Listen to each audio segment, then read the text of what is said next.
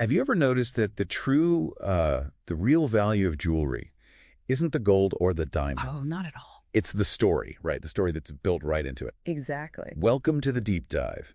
Today, we're going to trace that journey. How does a custom-made piece become, well, more?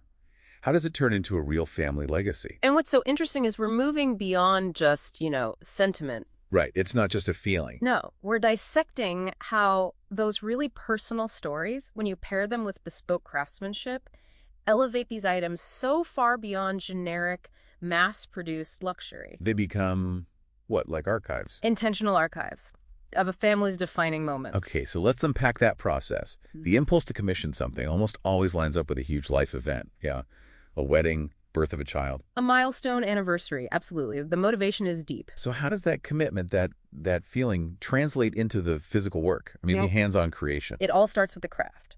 And the decisions are, well, they're far more detailed than people realize. It's not just picking a design you like. Not at all. It's choosing materials for permanence. For instance, if a piece is meant to be worn daily by, say, 3 generations, you have to consider the wearability of platinum over high-carat gold. I see. So that technical choice dictates how long the story lasts. It absolutely does. The story's durability. And that completely reframes the process. Yeah. This isn't shopping anymore. It's a true collaboration. Mm-hmm. So when you say the wearer is a co-designer, that means you're signing off on technical specs. Maybe choosing a specific diamond cut that reflects a family tradition. Exactly. Or even deciding between traditional wax carving, which gives you amazing artistic integrity, versus, a modern CAD design. Wow.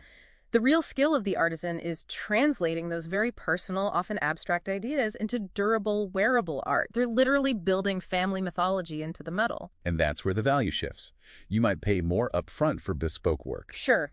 But you gain what we call emotional ROI, a guaranteed longevity of sentiment that generic items can just never replicate. Then, as the years turn into decades, these pieces gather this enormous emotional weight. They really do. They move from being just objects to active, silent witnesses to family history. They're tied to everything, the joy and the tragedy. And if you connect that to the bigger picture, these heirlooms often provide profound psychological comfort, a sense of continuity during really challenging times. A tangible link. A tangible link, literally something you can touch that connects you to the people who came before you. The transition it's just so profound. The jewelry moves from being a simple adornment to a living archive. A living, documented archive of family values and traditions.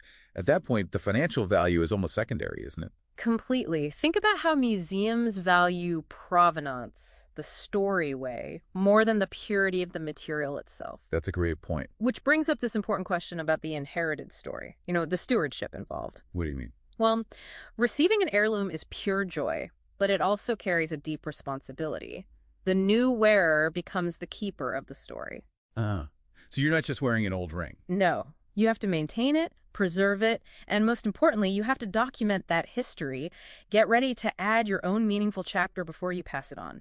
So what does all this mean for you listening at home? Yeah. If you're thinking about starting or adding to your family's legacy, you should view that personalized piece not just as a jewel, but as a deliberate investment in your family's enduring story. It creates an unbreakable, tangible link across generations. It's a bridge, really, between your past, your present, and your future. That's a powerful thought to end on. So if these objects are truly destined to become the most important archives of your life, the final question is, what specific intentional stories should you prioritize having etched in gold right now?